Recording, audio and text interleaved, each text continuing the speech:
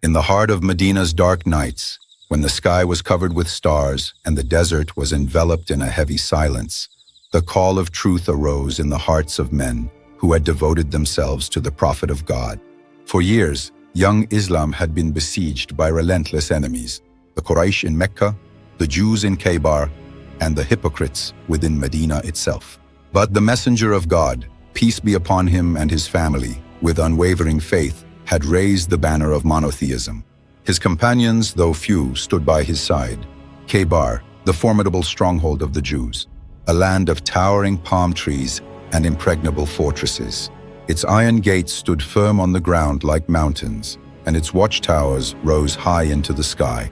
For years, the Jewish tribes had gathered in this land. They had stockpiled armor, forged swords, and amassed treasures. They believed that these fortresses would keep them safe from any danger. But they were unaware that faith stands taller than any wall, and the will of God is stronger than any iron. The Prophet summoned his companions toward Khaybar. The footsteps of the Muslim army made the desert sands tremble. The Prophet's green banner, held by the Muhajirun and Ansar, fluttered in the wind like a bird dancing in the breeze. They had come to tear down the fortresses of oppression and kindle a new light in the heart of Arabia. The first days of battle were difficult. The fortresses of Khaybar resisted one after another. Each time, one of the commanders of the Muslim army would enter the battlefield. He would return with wounds and defeat. The Jews shot arrows and rolled stones from atop the towers. The Muslims endured heartbreak under a rain of arrows and stones. Days passed, and weariness appeared on the faces of the companions. Whispers spread among the army. Do we have the strength to conquer these fortresses? Aren't these strongholds mightier than us? But the messenger of God, with a heavenly gaze, called them to patience. He knew that this battlefield was a place for faith, not for doubt. The Muslim army had become discouraged by repeated defeats.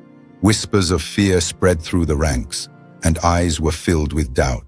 Everyone was waiting for a miracle to bring peace to their hearts. On one of the nights, as the fires of Khaybar blazed in the fortresses, the Prophet rose among his companions and said, "By God, tomorrow I will entrust the banner to a man who loves God and his messenger, and God and his messenger love him.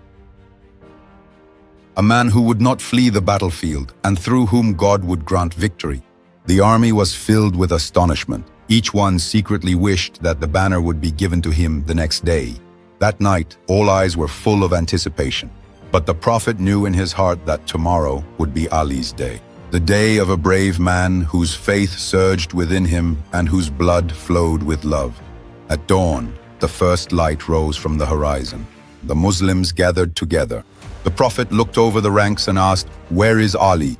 The companions replied, "O Messenger of God, his eyes are in severe pain and he is in the tent." The Prophet said, "Bring him to me." They brought Ali ibn Abi Talib, whose eyes were red from pain. The Prophet breathed upon Ali's eyes with his blessed hands. Suddenly, the light of healing settled in his eyes. The pain vanished, and a new radiance shone in his gaze. Ali stood up. He took up the sword Zulfikar and like a lion was ready for battle, unarmed. Now, the man of the field has arrived, the very one the Prophet had promised. The banner of Islam was raised in Ali's hands and the hearts of the army filled with hope. Ali, peace be upon him, walked resolutely toward the fortress of Khaybar. The sound of his footsteps echoed through the stones. From atop the towers, the Jewish warriors gazed at him in astonishment. They knew that this man was the Lion of God, the same one who had shaken the earth at Badr, Uhud, and Khandaq. In the field, the Jewish champion Marhab advanced, clad in heavy armor and wielding a gleaming sword.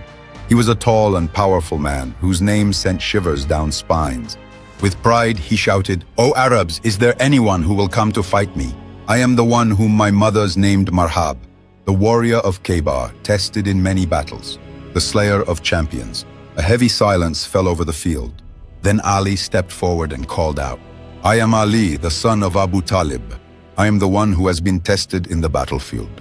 At Badr and Uhud, I have cast champions to the ground. Here I am coming toward you, O enemy of God." The battlefield trembled. Two swords gleamed in the sunlight. The two champions stood face to face like two mountains. Blows rained down one after another. Sparks of fire rose from the clash of iron against iron. The companions held their breath from afar. Marhab, with a fierce cry, brought down his sword. But Ali, like a thunderbolt, sprang up and struck Marhab's head with a mighty blow from Zulfikar. The sword split the helmet and the enemy's head, and Marhab, that renowned champion, fell to the ground. The cry of Allahu Akbar from the army of Islam filled the desert. After the victory, Ali, peace be upon him, warned his companions not to harm women and children and to treat the captives with kindness, for he fought only for justice, not out of hatred or revenge. But the story did not end here. The gate of the fortress remained closed. The iron gate was too heavy to be moved by ordinary hands. The Muslims tried, but they could not succeed. At this moment, Ali stepped forward. With God's help, his hands gripped the gate of the fortress. Suddenly, it was as if the earth itself trembled. Ali tore the gate from its hinges and held it in his hand like a shield. His companions looked on in astonishment. The gate that dozens of men could not move was now in the hands of a single man. Ali, peace be upon him, said, "By God, I did not uproot that gate with human strength, but with the power of the Lord and divine support." With this breakthrough, the Muslims surged into the fortress like a raging flood. Shouts and cries of Allahu Akbar rose to the sky. The fortress was shattered, and Khaybar fell one after another. The Prophet, peace and blessings be upon him and his family, said, "This victory was granted not by the strength of your arms, but by your faith and patience. It is God who opens fortresses and brings peace to hearts." This was the conquest of Khaybar, the day when faith triumphed over disbelief. The day when the courage of Ali, peace be upon him, became immortal in history. On that day, not only did a fortress fall, but a veil was lifted, revealing the greatness of the faithful human to the world. This is the story of the Lion of God, Haydar al-Karrar, the conqueror of Khaybar. The conquest of Khaybar was not just the collapse of walls, but the breaking down of the wall of fear in the hearts of the believers. That day, faith overcame doubt, love triumphed over hatred, and light prevailed over darkness. In the next story, we will hear about a man whose staff, by God's command, turned into a serpent and who saw the sea split before him, Prophet Moses.